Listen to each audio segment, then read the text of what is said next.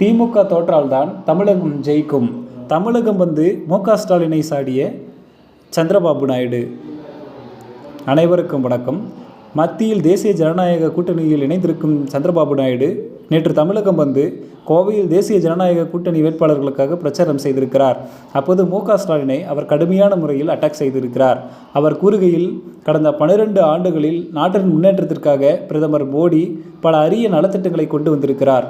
ஆந்திராவை பொறுத்தவரை 2 ஆண்டுகளில் கூகுள் நிறுவனம், டேட்டா சென்டர், குவாண்டம் கம்ப்யூட்டிங் உள்ளிட்ட பல தொழில்நுட்ப நிறுவனங்கள் அமைக்கப்பட்டிருக்கிறது. அதோடு 2500 ஏக்கர் பரப்பளவில் அமராவதியில் விமான நிலையம் உருவாக்கப் போகிறோம். ஆனால் இந்த தமிழ்நாட்டில் விமான நிலையத்திற்கு 500 ஏக்கர் நிலம் கொடுக்கவே தமிழக அரசு முன் வரவில்லை. அதனால்தான் தமிழகம் தொழில்நுட்பத்துறையில் வீழ்ச்சியடைந்திருக்கிறது. இங்குள்ள அரசாங்கத்தின் செயல்பாட்டை பார்த்து பல வெளிநாட்டு நிறுவனங்கள் இங்கு முதலீடு செய்யாமல் வேறு மாநிலங்களுக்கு தாவி விட்டார்கள் என்று சொல்லி இருக்கக்கூடிய சந்திரபாபு நாயுடு, இந்திய அளவில் கோவில்கள் அதிகம் கொண்டுள்ள ஒரு மாநிலம் தமிழ்நாடு. ஆனால் இங்கு இருப்பவர்கள் கடவுளை எதிர்க்கிறார்கள். குறிப்பாக இந்துக்களை திட்டமிட்டு இவர்கள் எதிர்க்கிறார்கள். என்னை பொறுத்தவரை தமிழ்நாட்டில் திமுக தோல்வி அடைய வேண்டும்.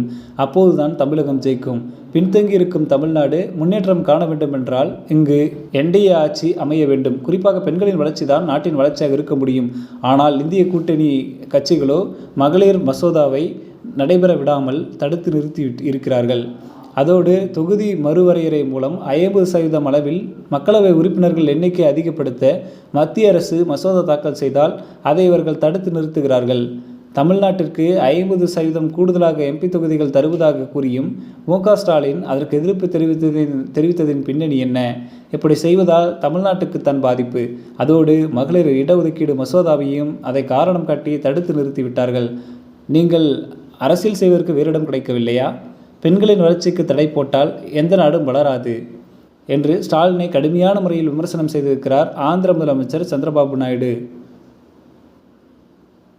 மக்களே, இந்த செய்தி குறித்து உங்களுடைய கருத்துக்களை கமெண்ட் வாயிலாக தெரிவியுங்கள். மேலும் இதுபோன்று உடனுக்குடன் நிகழக்கூடிய அரசியல் சார்ந்த செய்திகளை தெரிந்து கொள்ள மறக்காம நம் சேனலோடு இணைந்திருங்கள். நன்றி.